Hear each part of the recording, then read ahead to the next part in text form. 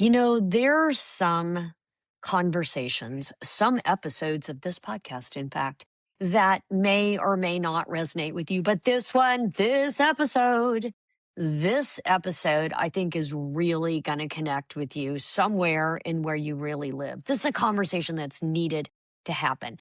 I'm talking today to Kirsten Mau, and you're going to love it. She is the founder and creator of, get ready, because I love this title. She's the founder and creator of Who Gets the China, which is dedicated to helping women of the sandwich generation, that's you and me, baby, save their sanity while navigating life with aging parents, especially downsizing the stuff. Kirsten is a communications expert. She's got a lot of years of building brands, organizations, and putting her skills to work for others. But this is what's cool. She is bringing those skills to bear to help us. Who Gets the China is a podcast. It is also whogetsthechina.com, so you can find it as a resource. We'll talk more about that later. But right now, we got to get to it because some of the stuff she shares is just gold, and you're probably going to want to share it with friends. So let's get on with the show. Welcome to my realm. I'm Tami Jorden, and this is Butterfly Days, the podcast that proves you're not past your prime. You're living in it right now because women don't have expiration dates. Butterfly Days is a celebration of the extraordinary potential of Gen X and Boomer women. Throughout history, women have shared wisdom to uplift and empower one another. And you're about to learn hard-earned wisdom and best-kept secrets from interesting, inspiring women. So if you're ready to embrace your butterfly season with confidence, find joy in the present, and create a legacy that matters, you're in the right place. No more holding back. Let's spread our wings now. Here we go. Welcome to my realm. This is Tami Jorden, and you're listening to Butterfly Days. Today, our guest is Kirsten Mau, and you are going to love this conversation. Kirsten is the founder and creator of the Who Gets the China website. I think we all know, I've been clear, I think it's one of the best named websites. It's so catchy. Thank you. It's so well done. Kirsten, why did you start this particular project? You're an accomplished woman with a lot going on in your life. I'm sure you needed something else, but you were moved by this subject. Why? Stress reduction. I'm going to say in a word, I needed stress reduction, Tami. This topic, like we talked about, is coming up in group chats all over the place. Phones are blowing up with our friend groups about what's the latest thing that you're facing with your aging parents. And for me, the thing that really became present, especially during the pandemic, was the amount of stuff that my mom had. Oh, Lord. It's a lot of stuff. It's perhaps not more than many families, but it started to dawn on me that someday we were going to have to deal with all of this stuff. And how were we going to do that? But more than that, how could I use as an opportunity to connect with my mom? Because all the stuff that we have doesn't mean anything without the stories, the connections, the history behind it. Yeah. And she doesn't really want to go through a lot of things, and I don't blame her, but I tried to start saying, well, let's pick the things that matter to me or to you, and then let's just start breaking it down. How are we going to do it? So that's what started it. And really, I came home all the time, and while I was on my trip, I'd be sharing with my girlfriends, like, oh my gosh, my mom has this, you guys. I think carbon paper. I found some carbon paper in my mom's office. And in that moment, I thought, well, okay, my mom moved to California from Connecticut 25 years ago. I'm sure she has not used carbon paper in those 25 years and perhaps hadn't used it in the 25 before. And while that's a really small, lightweight thing, it's just a symbol of this is the kind of stuff we're uncovering. So how am I going to save my sanity while I'm doing this? And then, as you know, when we start one project, right, we get into it, we want to do a deep dive. One thing leads to another. And I joined the Colorado Commission on Aging. I'm helping out with some subcommittees on that. And I'm part of Collaboration on Aging and a lot of other advocacy groups focusing on aging well. And so it just sort of all came together that this was something I needed to start and give me a platform to expand on. Oh, this is fantastic for lots of reasons because, it's so stinking resonant because we are dealing with parental aging and with the stuff that comes with that. Maybe that's in the house or the 25,000 foot long list of health, wellness, financial, just all of the social things that need to be supported, understood, untangled, whatever. And then the sure knowledge that they're probably 20 to 30 years tops older than we are. So maybe we need to think about it same time. So it becomes a dual level issue. Absolutely. Absolutely. I think we have so many conversations when we come home from visits to my parents, and my husband and I say, okay, we're going to tackle this because we're not that far down the road from Yeah. them. And for me, a lot of it, and I know from a lot of other women that I've connected with, we feel the burden. We want to take care of our parents. We really do. We want to do the best job possible. But when we course. look at all the stuff and the houses that need to get sold and all the things that need to happen, many of us think, I don't want to leave this for my kids. And so the decluttering becomes really real. I mean, this weekend, I had made my therapist a commitment. I was going to go through my craft closet because my mom has so much fabric. And I read also about like to the craft. pillows. I loved And the it. pillows. I mean, there's so many things. And I told my therapist, I'm struggling myself to get rid of all this stuff. So she said, just pick one thing this week and come back and tell me. So I told my husband, we're getting this done this weekend because I have an accountability partner that's waiting for me to say my craft section is done. And so yesterday, I just felt such a feeling of lightness and peace, knowing that I had solved this. It's a small thing, but it's something. And I don't want to leave a big mess for my kids. Yeah. And hopefully that doesn't happen soon, right? But I don't want to leave it for later. I want to enjoy my life now. 100%. Like, I hear you on so many levels. And it is weird, though, to be in this place where thinking about managing all the parental stuff and then realizing this is about me too. Like, if I don't do this now, I'm going to propagate this legacy of too much, Yes. too much work on somebody else. It really became a process of self-reflection for me. One of my guests, who is a palliative care social worker, she talks a lot about what are your values for living well. And I'm sure you have dealt with this in your work and thinking about, what matters to you in terms of the way you live your life today. And then also at the end of life, right? We want to know ahead of time, what are the things that matter for us? How are we going to make decisions about end of life care? But I really embrace this values for living well in terms of just my day-to-day well-being. Yeah. For me, clutter means stress. I don't like it. It just doesn't make me feel peaceful. So I can take that value and say, okay, you know what? I'm going to get rid of some stuff.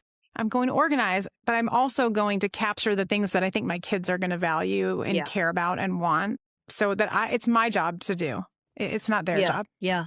I love that. And just the pivot with the sense of responsibility. In their defense, I certainly don't know about your parents' parents, but probably your parents didn't have the load of work that you will have to clear their stuff out. So in their defense, it's not like they had this problem and then they're, capriciously throwing it on you. Times have changed. We have all up leveled. We all accept a greater amount of base goods as normative. Acquisitions, I think the accrual of acquisition stuff that we acquire has gone up over the years. So the problem that your parents are passing to you is probably not one that they received from their parents. They weren't prepared. 100%. To protect 100%. But you are. And you're right. I mean, there's no malice in it. And there's also no real shirking of responsibility in it, but it's just where we are. Yeah. And my mom likes to tell me that she's a child of the Depression, which she's not because she was born long after that. But the way she was raised is with a Depression ethos mindset and mentality, right? So it was like you used every last drop of that toothpaste. I mean, my mom will cut off the end of the toothpaste tube to make sure she does not waste a drop. And there's nothing wrong with that. Save every rubber band you've ever seen. Yes.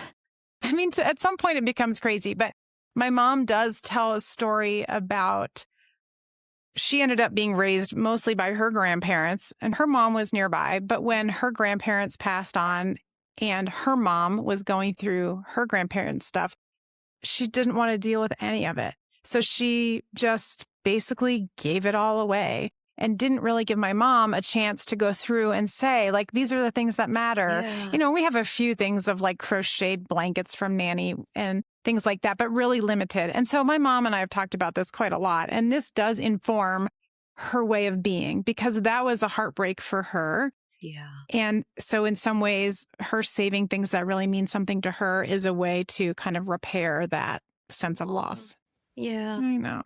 Yeah, though, you bring up a point that could have slid that's actually pretty good for people to think about, which is maybe it's helpful and important to have the conversation with our parents.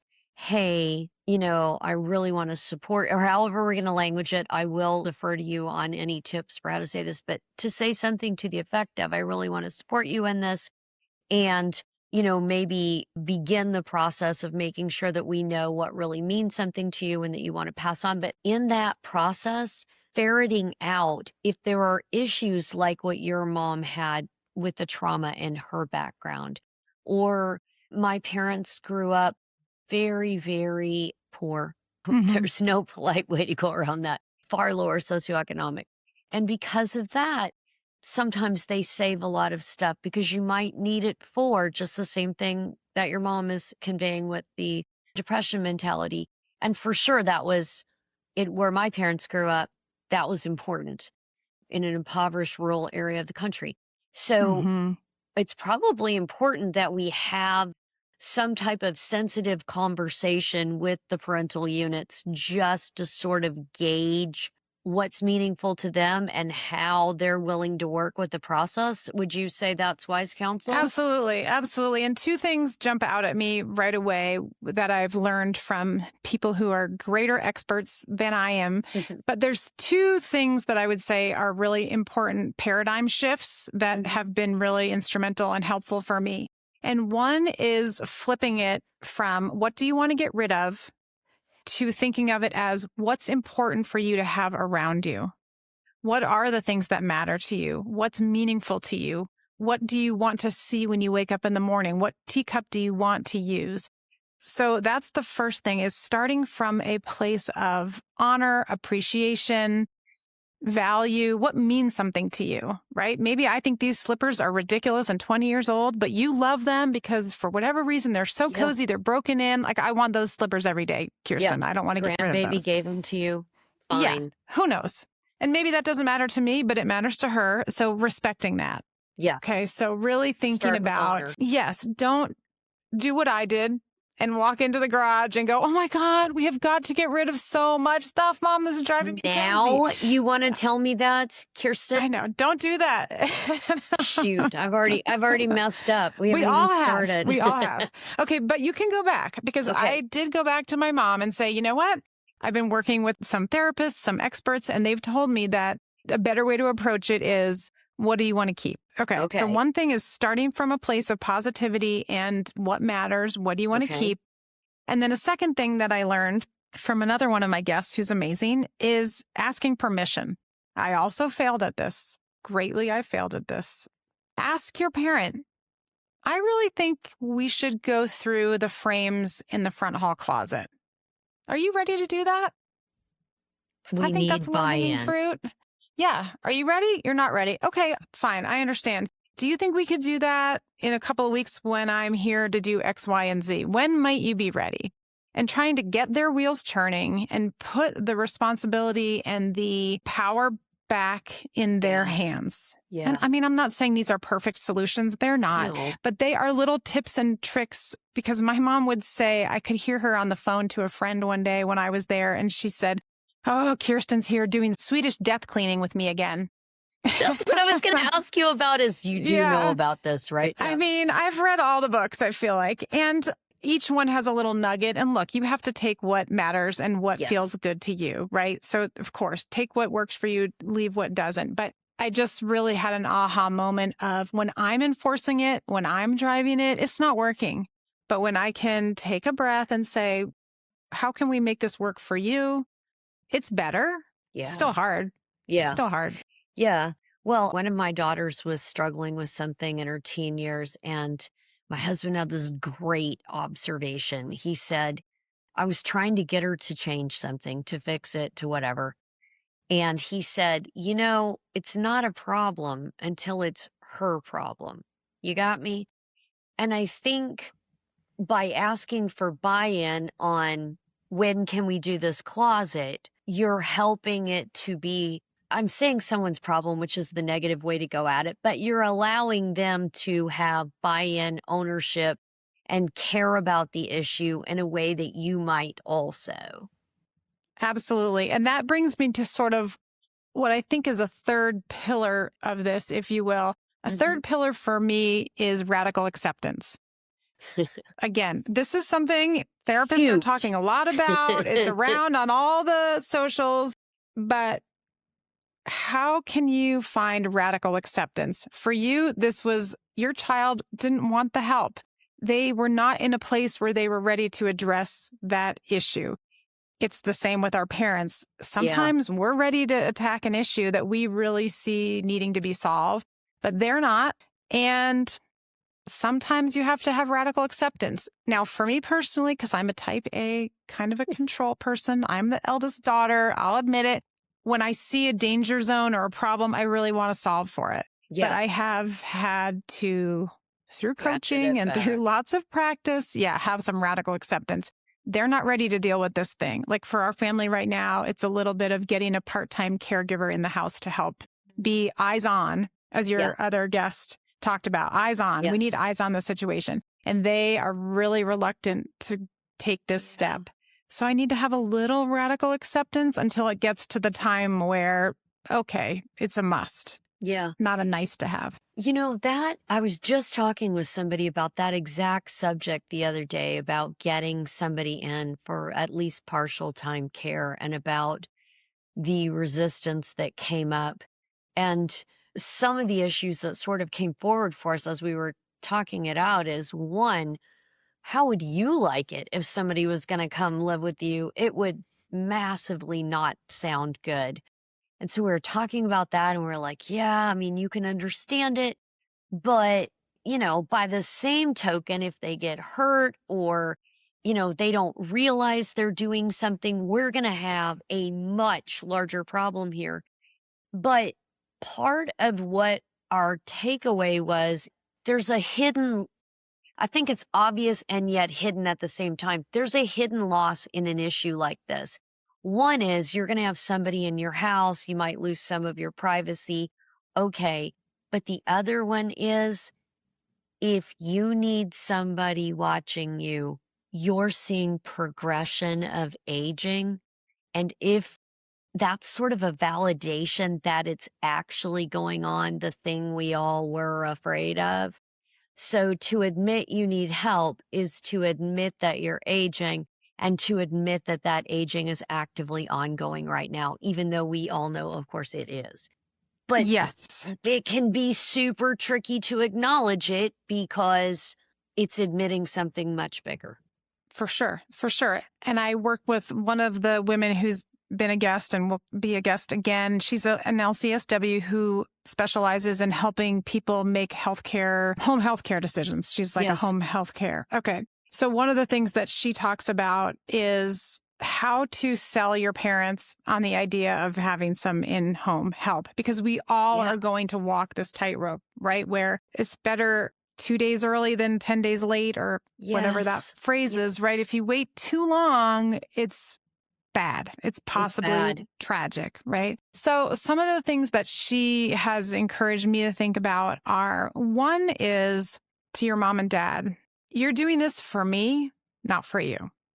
It will help me sleep better at night. It will help me and my sister feel more at ease knowing that there's an extra set of hands available in an emergency if we need it. Do you want me to be up at night, stressed out and worried about you? I know you don't want that because you're great parents. You love me. You care about me. Would you try this as a gift to me? Yeah. And if it doesn't work, we have another conversation. Like you can get right. Nothing is nothing's in stone. Right. Yeah, we can pivot if you don't pivot. like this. And so my sister and I have leveraged that. And I will say it has made some progress. So we are making progress. Okay. We're not 100% there, but like that message has resonated. Yeah. I think as with anything with our kids, with our coworkers, colleagues, you have to find your way in with that person, what's going to be a meaningful message with them. And the other thing that she talks about is the spoons theory, which is really this idea. I think they use it a lot with kids that might have developmental differences and attention challenges. And it's understanding we only have so much capacity in an hour, in a class, in a day, in a week. And so you have 8 spoons. You've got 8 spoons to spend for the rest of the day. Once you use them all, you're going to be done. You have no energy left. What are the spoons that matter for you? Is doing the dishes a spoon that really matters? Is cooking dinner a spoon that really matters? Or is getting to your garden club meeting, getting to your quilting meeting, cooking dinner? Like, what are the things that you want to prioritize? Yeah. Some help can take a spoon or 2 out of the drawer for you, solve it for you. I know it's hard, but actually you might find it frees you up to do the things that matter. Yeah. To improve quality of life, and maybe this isn't how we thought that you were going to do it, but if it works, why do we care? Right. I think you've got some selling potential in there. I love this. You know what? You bumped up against another subject that I'm dying to ask you about. The car keys. Oh, yeah. How? Because it's such a comment about their autonomy. And you and I don't want to give up our car keys. We know what that freedom means to us, that we could leave the house at any time. God help us, we didn't know how to order the Uber. But do you have insight, tips, experience with, first of all, how to approach it? And second, what if it doesn't just go smoothly? Well, it's not going to go smoothly, most likely. Let's be honest. Okay. It's not an easy conversation. And I did talk to a woman. Her name is Denise Kaplan. She's an expert in this. And I did have an interview with her. I can share it with you. But she is a occupational therapist who specializes in this. They do assessments with older adults and help. It's not, can you drive or can't you drive? It's what can we do to keep you driving safely as long as possible? Okay. Again, there is gray area in all of these things. It's not a yes or a no today or tomorrow, but there are things that you can do to be a safer driver. There are all kinds of seat adjusters and window adjusters and different kinds of things that can be brought into play if that's what's appropriate. I think something that's really hard is that doctors don't want to get involved in this. So even if you've had a parent who's been diagnosed with cognitive decline, the doctor doesn't want to get involved. I know. It's crazy, but so that true. Makes me so mad. I cannot even tell you. Like, let me get this straight. You want to determine this really hard thing and then just bolt? No. This is like when they made me hold my daughter for shots. This is just wrong. I know.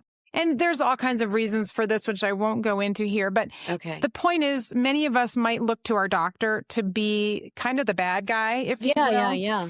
I mean, that might work for some. It might not work for many. But we'll need to talk to the doctor and be clear about that. Don't you just need to talk to the doctor. I know. Because they don't want to report it because then it can go on their driving record or it can be part of the record. So, I mean, there are all these nuances. But I think for many of our parents, they can hearken back to having to do this with their own parents. They remember. I mean, my dad tells the story of my grandfather grew up in a small town. Everybody knew him. One day he was kind of driving down the sidewalk in the town and everybody was like, okay, it's time. They called my dad. They made the oldest brother do it to talk to the dad and say, I'm taking away your keys. And I think that's a common assignment that the oldest sibling does have to take on, which I hope my sister's not listening tricky. to this. No, I know. I mean, my sister's been amazing. I will say maybe she's even more worried than I am. But so I think one thing is talking to your parent to talk to them early, right? Don't wait until it's like looming. If your parent is 65, 70, 75, I don't know, starting to maybe have some challenges, hey, what do you think would be good benchmarks for us to look at? To have the conversation, should you be driving? What might you be worried about? What are the things, again, that matter to you about this? Because you might be surprised. And if you can talk about it in the abstract, when it comes time to have the conversation, you can say things like, hey, remember when we had that conversation a couple years ago about driving? And you mentioned, like, if I can't find my way around or if I have a couple fender benders, I just want to have that conversation. How are you feeling about your driving? What do you think about it? You might be surprised, or they might just dig their heels in and say, well, I'm never giving you the keys. I'm never giving you the keys. Listen, that's good information too, because if that's what you're dealing with, knowing that up front is going to allow you to be far sneakier. Yes. And I will say what is a good thing to do, and we've done this, is to email the doctor and say, hey, we're concerned. Please bring it up in the next appointment. And even if you don't want to make a mandate, they can say, we are making a recommendation for you to see a driving occupational therapist. AAA has both my parents' doctors have said, we recommend you get an appointment with a AAA driving assessment. This is not going to take away your license. This is just going to give you information about your safety. Because the other thing too is that there's vision challenges, there's hearing challenges, there's mobility challenges. So it's not just all, are you a good driver, right? There are physical shifts that are happening that. And when you're in that body, you don't always register it in real time. Right. Because you got used to that you're not seeing past this part of your vision. Right. Like you just don't realize. My dad at one point, he had vascular blood clots, I think it is, and it was slowly taking out quadrants of the vision in one eye, and he was still working, and he's had coronary disease for a long time, so he was fairly young when this started happening. And we had a conversation once in which I was like, are you sure you should still be driving? And he said, I'm fine. And just this moment came over me, and it came out of my mouth, and I was so glad, because what I said to him could be important for somebody listening to this. I said, yeah, and I really appreciate that, because I know that you're thoughtful and you're trying to be careful and all the things, but I'm almost not as worried for you as I am for the person that could be hit.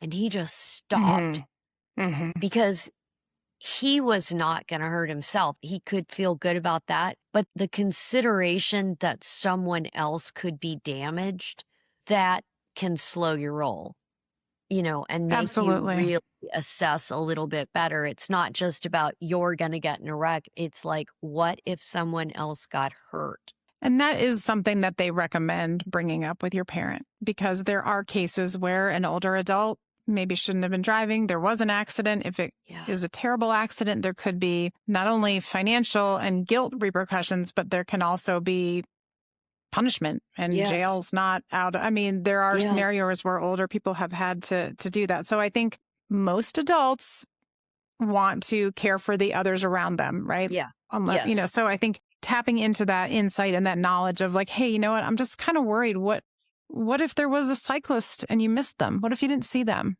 You would feel terrible about that. We've had a lot of changes in the driving situation in my family over the last 3 or 4 weeks. And my mom was in an accident that was a pretty significant accident. And we think it was caused by the other person, but these things are hard to judge. So she was able to take Uber for a couple of weeks while we figured out what was going to happen with the car. And she said of her own volition, I think this is it for me. I think I just don't want to be driving anymore. I know. We were like, oh, thank you, thank you, thank Thank you. heaven. Now, it's been hard, but yesterday I did ask her, how are you feeling about this? How's it going? Are you feeling still able to go do the things you want to do? And she said, well, actually, it's been kind of fun. I have a bunch of what I like to call my little chariots, my friends that come over and pick me up and take me to church or take me to Trader Joe's. And actually, it's been kind of nice. Like I've had time to spend with friends in a way that I didn't before. So there's been a little bit of a silver lining, I think, for her that she didn't expect. It's hard because you don't want to be a burden. Right. And she knows she can take Uber and she's great with Uber and she will do it. But as older adults, we know socializing, staying connected to your community is critical for so many things, right? So this is kind of just a nice way to let people help and increase your interaction and your connection. Yeah, I like that there is a possible upside that you could cite or help aim them at. Because listen, this is not fun for anybody involved in the story, having to talk about it or not. What about in the case where, because maybe you have this as well, you don't live near your parents, not most, but very many of us do not live right near parents. How are we going to know that it's a problem? The driving or specifically? Well, I think in the driving, something, it could be other issues. Like, do you find that somewhat challenging to keep up with like medical status and things like that because of distance? Do you have any insight into that? I do. I think it is challenging. And I think the thing with driving, and actually this is something that the occupational therapist really highlighted for me, and I took it to heart. Typically, if you're going to visit your parents and you have older parents, or often, you might be the one to drive, right? You'll say like, oh, I'll drive. We're going to the grocery store. I'll drive. Okay, don't do that. You need to at least one time while you're there, let them drive. Maybe 2 times, because even this happened for us where all of a sudden we realized my dad got confused about where he was going, and it gave us a little bit more insight into what was going on. Wasn't too scary. But if you're the kind of person that you're always just like, you know what, I'm here, I'll drive because I feel safer when I drive, take a time or 2 to watch them. And I thought that was good advice, because otherwise you're not going to know. I mean, or you can ask I think neighbors are surprisingly helpful. I mean, as a remote caregiver, so many things are important. Having a human village of people around. Do you know the neighbors? Do you have the neighbor's phone number? So my sister and I have been really intentional about this over the last 2 years. We know the neighbors a little bit, but we don't live there. So let's get their number. Even like, people that come to the house to do things for them, let's get their number. I can text, so that was critical because my mom, there was a health episode and my dad needed to go to the emergency room and neither my sister nor I were there. And so we were able to call the next door neighbor and say, hey, are you around? Here's what's going on. Can you jump in and help? And of course, she was glad to help. So I think when you're remote, the things that a lot of people talk about are having a community of people that you can reach out to that are your support system, your kind of your village. And then having also that kind of that digital village. So bringing in the ways you can stay connected digitally, and electronic health record access is something that comes up all the time. You got to find a way to finagle your way into your parents' electronic health record. This is critical. I just was advising some friends yesterday who were dealing with some things. This is a must do. I'm not going to talk about the advanced directives and all those things because there's other people that are better experts on that than I, but we all know those are important. Right. So I called my dad's doctor one day and said, hey, you know what? I'm helping my dad out. I would really like to have access to his electronic health record. Yeah. Can you do that? Yes, they can absolutely do that. We had a HIPAA form. My dad signed a HIPAA form, HIPAA disclosure. When he went in, he didn't even really know what he was signing. I just said, hey, this lets them talk to us in the event that something comes up. And he was like, in my dad's case, luckily, he said yes. I know it's trickier for some, but it's really this kind of, in case of emergency, please let me be able to help you. And then reached out to the doctor's office and said, hey, can you send me an invite to my dad's Epic Connect EHR? Right. And so now I have my own view. I can see. So I can read all the test results that come back in. If he has an appointment, I get an alert. Same with my mom. And I can say to my mom, hey, I'm happy to jump on. Can I be part of your call? And I would say, again, with this, building trust is critical. they're not just going to let you show up at their doctor's appointment. Do you want to have your mom or dad all of a sudden at your doctor's appointment? No, we don't. We really don't. But I have found, and again, I'm not perfect. I've learned through making a lot of mistakes. If you just be quiet during the appointment and you listen and you take notes, the first time they're so grateful afterward to have a record of it. And they know that you're not going to be speaking for them. Now, over time, my mom will say, hey, Kirsten, did I forget anything? And usually it's like, yeah, you did forget something kind of major. But she knows I'm there as her advocate, as her support, not her boss. And so they're willing. I think so. For us, it has been. Yeah. What I mean, just to affirm anybody's dignity, it is. Of course. Yeah. Just to make sure that that's appropriately, the respect is appropriately in place. Yeah, I have to say something with my own parents are not probably as far along as yours are. They're doing fine living where they are. My mom is still driving. I'm not at this point worried about, that it's imminent that we need to move a license, all the good things, but they are halfway across the country away. But I have started doing the call when the appointment starts and put me on speaker. Totally. That's great. And listening, or teaching her how to use her voice memo and just turn it on and at least let me hear this appointment. Yes. It's better 100%. if you can be on speaker, or if you can not Zoom, but FaceTime for it. Yeah, FaceTime. Yeah. I mean, we do that pretty often. And I think also we were at a doctor's appointment recently with my dad. And I mean, I also work in healthcare. So, and as you well know, some places will not allow recording.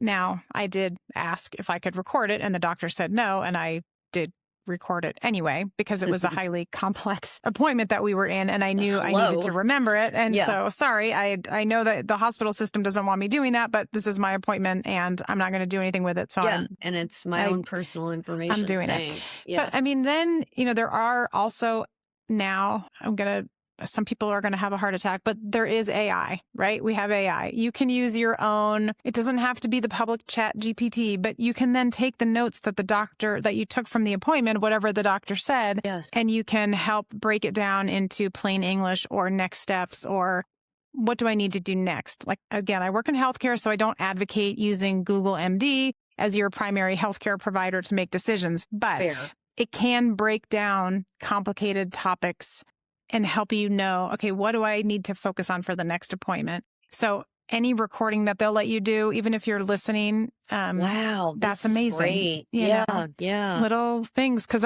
you forget. Or my sister and I will debrief, right? And she'll be like, oh, did you ask about this? And I'm like, oh, shoot, forgot. Yes. Okay, next time. We keep notes. I mean, we have, as probably you do too, right? We all have notes on our phone. We have shared notes. Don't forget to ask about this. Actually, there are a lot of apps now, these health tech and age tech apps that are available that will help do this and help, build LLMs to do AI recording and assessment right in the app. But that's a topic for another day. But so there are lots of technological solutions that are available to us that weren't even 3 to 5 years ago. Right. Because if nothing else, part of what we're dealing with here is just the accumulation of so much information. Yes. Like there's just no way that anybody could sort through, especially if you're in the zone of healthcare. Dear goodness. And you're already got your own, maybe you still have kids, you've got a spouse, and now you're going to take a parent on top. There's just no way you could. So using the lifelines that are around us, probably a necessary baller move. Absolutely. Absolutely. The baller move is asking for help, which I think, speaking for us that are in sandwich generation, you're like this, I'm sure I'm like this. We think I can do this myself. I got it. I can figure it out. Well, maybe, but why? Don't do that to yourself. It's not smart. It's not good for you. It's not good for your family. I think also back to what we were speaking of earlier, you have to remember you are laying the foundation and the programming for your children, because a lot of people that I talk to, they are doing exactly what their parents did for their grandparents. And that load can be very heavy. So we want to model for our own children. Here's what I'm doing with my mom. because you're probably going to end up doing something similar with your own mom or go in an opposite direction and rebel. And we probably don't want that either. Yeah. So I think it's important for us to remember, like, even though you're a caregiver and a mom and a spouse and a worker, you need to fill your own cup. And I know that feels like such trite advice, but it is so important. If your kids are watching you give up your whole life to take care of your parents, that's what they see as the lesson plan. And I don't want that for my kids. No, I don't want it for my kids, but I also think that there will be a certain chunk of kids who think, well, then I'm out of here. I'm not going to do anything because I don't want to be stuck with that. And Yeah. the truth is, the stuck with that isn't, it doesn't need to be that way. You know, we can show a better way when we are intentional, we think about it, you know, we make choices that honor what really means most to us, which generally most of us want to love and care for our parents, and we want to make sure that they're healthy and all the things.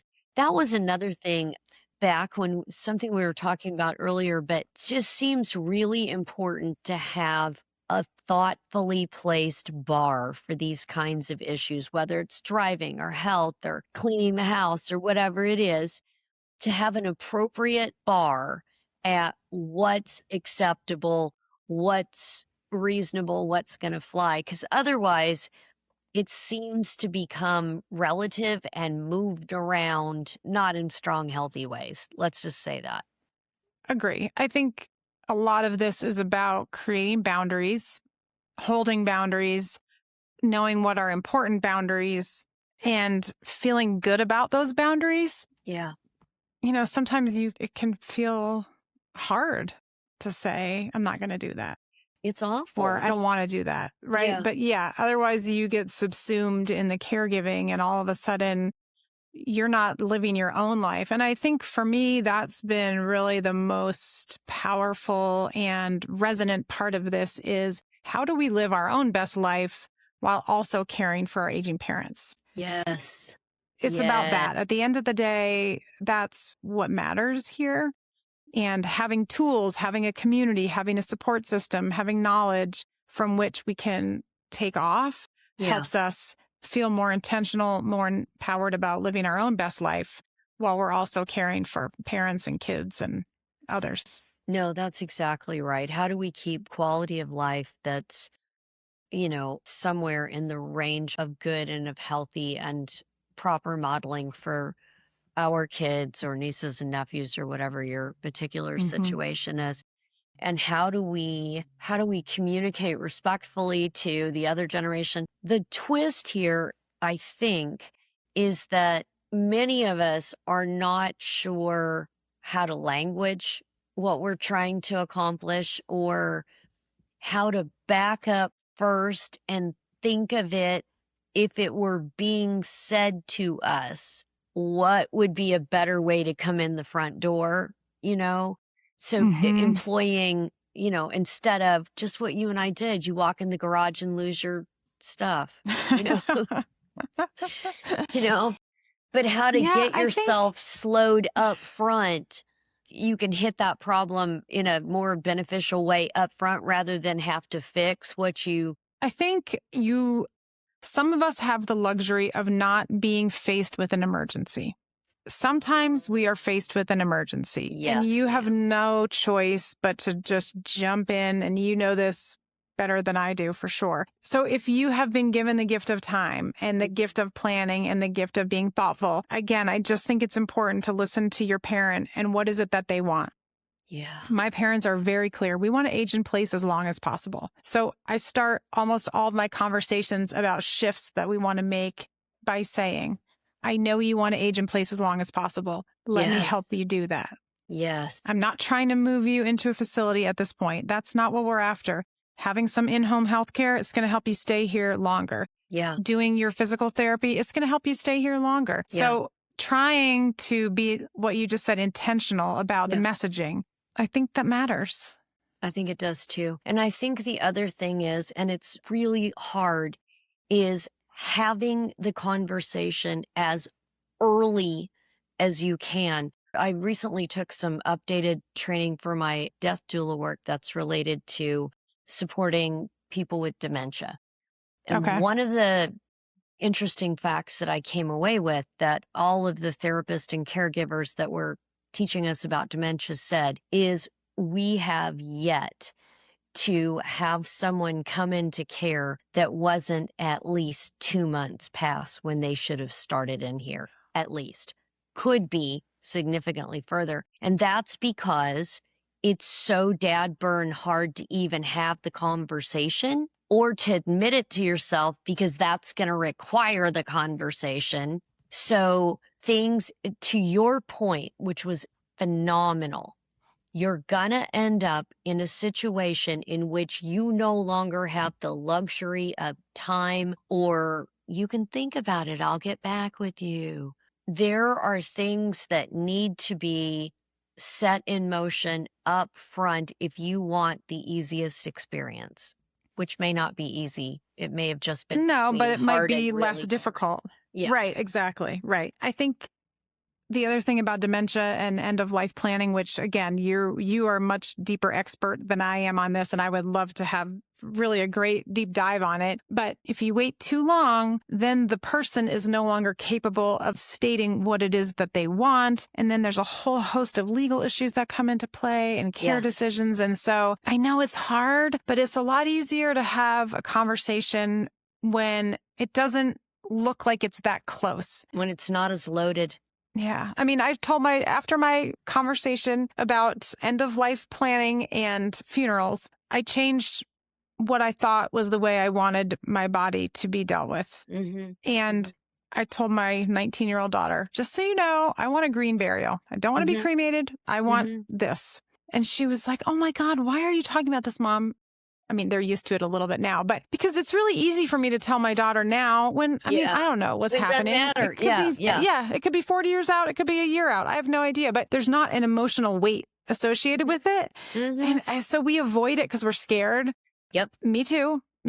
But if we can get over that fear and have those conversations before it's 2 months too late or 2 weeks too late, that's ideal. It's not always possible. Or you're right up against it and you've got to make a choice and it's so loaded because of the doula work. You know, I see a lot of people at end of life and we're talking about decisions about what to do with the body or how to treat somebody. And because they didn't want to have any conversations in advance, those choices are now being made with somebody who's unconscious or whatever. And I'm going to tell you for sure, the folks that are making those choices, there's an anguish which kind of breaks your heart a little bit to watch because they're being so terribly hard on themselves. Like, I need to make a decision that would please this person. If you can avoid that moment by having a little bit of a harder discussion up front, it's so worth it. On top of that, if you're making a choice from a completely stressed out, anxious, terrified place, your ability to be creative about problem solving or to come up with, a lot more choices greatly reduced just because the part of your brain, you're in that trauma part, trying to do it. So I appreciate you saying, if you have the luxury of time, see it as such and credit yourself that benefit. It's hard to know sometimes what's coming down the road, right? So if you can have that conversation earlier, and that applies to all the things, it goes back to your stuff, back to your mom's china, back to the crystal, back to this photograph, right? I don't know who these people are in these sepia-toned pictures. No. I don't know. They're a great-great-grand uncle. I mean, okay, Mom, can you write it down on the back? Just finding the opportunity to do that. Yeah, just let's have these little snippets of conversation that right now doesn't feel urgent and we don't want it to feel urgent. How do we talk about it now when it's not loaded? Yeah. And that's different for every person. It is. It's different for every person, for every parental set, for the different. But what I love about this is that women who listen to Butterfly Days are thoughtful, creative, really deeply caring, and are looking for ways to think about these aspects of caregiving. Because as women, most of us are the ones that are going to end up with these sorts of problems. Of course, there are men who are helping take care of their families. We're not demeaning that. But the chunk of this work, the bulk of it, is generally going to fall to women and to women in our Gen X, Gen Jones age range. So just to be aware of a lot of what you're saying is super helpful. If anyone is thinking, oh my God, she's bringing up so many good issues, please check out the podcast, Who Gets the China? I know it's on Apple, it's on Substack, Spotify, YouTube. We have a YouTube channel, which is really, as people love to watch it there too. So Yep. yeah, all the things. And then my newsletter, you can sign up for it on Substack. And then once a week, I send a message about something either personal or something that I've learned from one of the experts that I've met with. So I would love excellent to spread the experts. word. I would Yeah. definitely. Kirsten's podcast is fantastic, as is a lot of the tips that she's putting out on Substack. When they go to find you on Substack, are you under Kirsten Mau, or should we look for Who Gets the China? Who Gets the China? Okay. Yes. That's Yeah. what And I was I'll thinking. give you the link and you can pop it in your show notes. Yeah, that would be great. I We think- will put all that information in there. Fun. I love it. And I love all of what you're putting out there. And I love listening to your show and getting your insights from a different perspective and a different lens that really fills me up. So thank you. Oh, you know, it's funny. I was just thinking that I feel the same way. I was listening this morning to this really excellent episode with Jamie Sarche. And if you guys haven't heard it, you should totally, I'm a doula. You'll know why when you go to listen to the episode, but it was fantastic.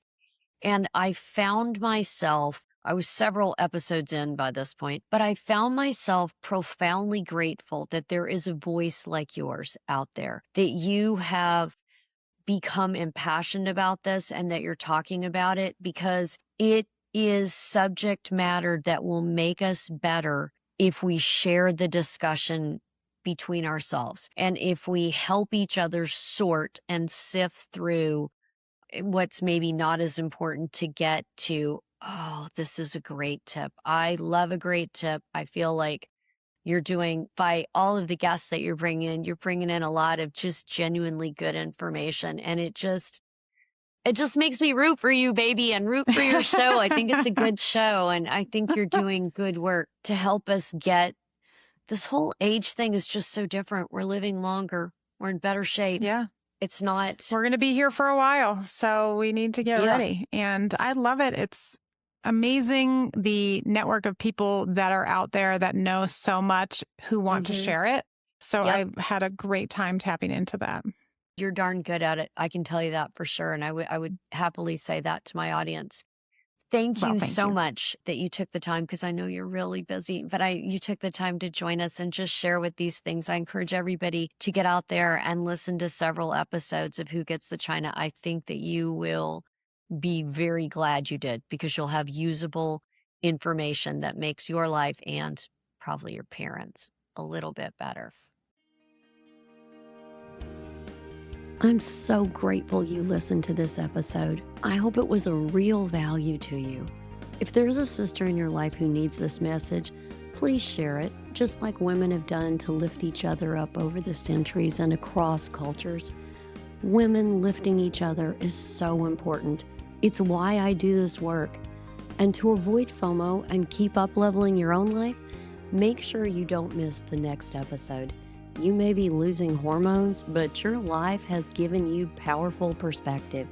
And I believe you have something to give that no one else does, that the world needs. So remember, I'm rooting for you. Let's go.